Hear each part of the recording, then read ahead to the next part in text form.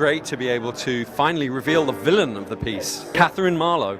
She actually bears quite an uncanny resemblance to Rosalind Ayres, who is the British actor and director that we're very lucky to be working with. Rosalind's performance is really coming through, I think. So let's talk a little bit about her. She's part of a shadowy cabal who obviously she wants something and Drake has it. There's this contention between Drake and Marlowe for the ring, for Sir Francis Drake's ring that players of Uncharted Drake's Fortune are familiar with, which Nathan Drake claims proves his descendancy from Sir Francis Drake.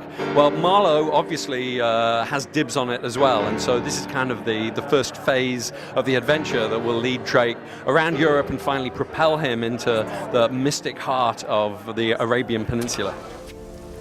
I merely want what's mine.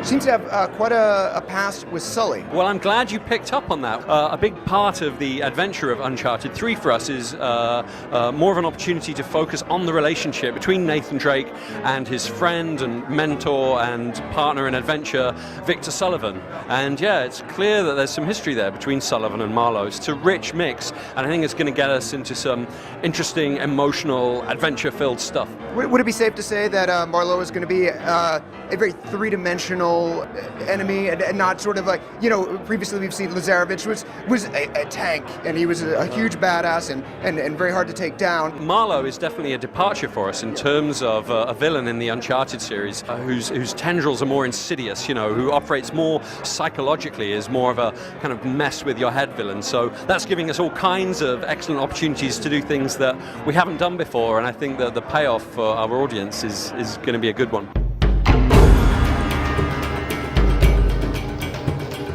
Talk about what the Naughty Dog approach to 3D is. Well, as with everything we do, we planned well in advance. We've been planning to do stereoscopic 3D since the very beginning of Uncharted 3. It's given us a bunch of opportunities in terms of the fact that we had to optimize our rendering engine even further than we have done so in the past. We've really, at this point, created the Naughty Dog engine 3.0. And so the optimizations that we made for stereoscopic 3D have really paid off for the 2D game as well, in terms of making the game run smoother, faster, and fundamentally look better.